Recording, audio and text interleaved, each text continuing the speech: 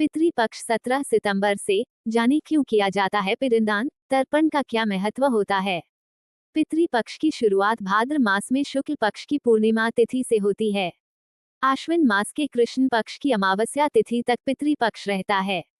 हिंदू धर्म में पितृपक्ष का बहुत अधिक महत्व होता है। पितृपक्ष को श्राद्ध पक्ष के नाम से भी जाना जाता है। पितृपक्ष की शुरुआत भाद्र मास में शुक्ल पक्ष की पूर्णिमा तिथि से होती है। आश्विन मास के कृष्ण पक्ष की अमावस्या तिथि तक पितृपक्ष रहता है। हिंदू धर्म में पितृपक्ष का बहुत अधिक महत्व होता है। पितृपक्ष को श्राद्ध पक्ष के नाम से भी जाना जाता है। पितृपक्ष में पितरों का श्राद्ध और तर्पण किया जाता है।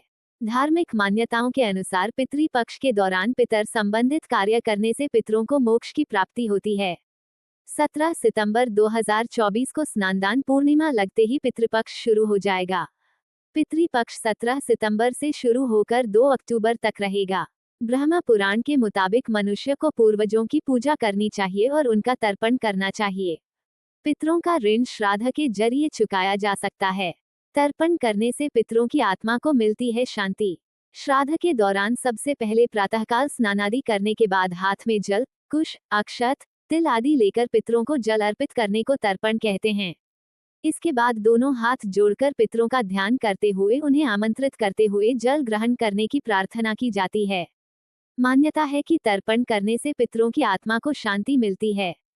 साथ ही व्यक्ति को उनका आशीर्वाद भी प्राप्त होता है। ईश्वर का भजन करना चाहिए।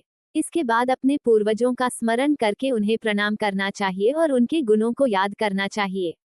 पिंडदान से दिया जाता है पितरों को भोजन।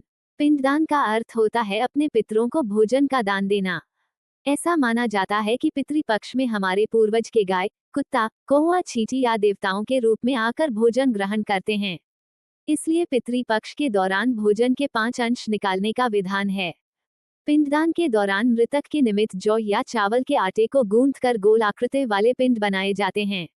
इसलिए इसे पिंडदान कहा जाता है। दोस्तों, आपको पितृपक्ष में पिंडदान जरूर करना चाहिए। अगर आप ऐसा नहीं करते हैं तो आपके कुल का नाश हो जाता है। इसलिए दोस्तों, हमेशा पिंडदान जरूर करना चाहिए। अपने पूर्वजों को भोजन जरूर कराना चाहिए। दोस्तों, याद रहे कि भोजन बनाने के समय आप बिल्कुल स्वच्छ हो। भोजन बनाने से पहले आपको स्नान जरूर करना चाहिए। अगर महिलाएं माहवारी के दिन चल रही है तो उनको पूर्वजों को भोजन नहीं बनना चाहिए, किसी दूसरे से बनवा लेना चाहिए, क्योंकि इससे आपके पूर्वज नाराज हो जाते हैं। दोस्तों, पितरों भोजन बनाने से पहले आपको रसोई घर को गंगाजल से स्वच्छ कर लेना चाहिए, फिर भोजन बनाना चाहिए। दोस्तों, याद रहे कि पूर्वजों का श्राद्ध हमेशा दिन के समय करना चाहिए, रात के समय भूलकर भी ना करें।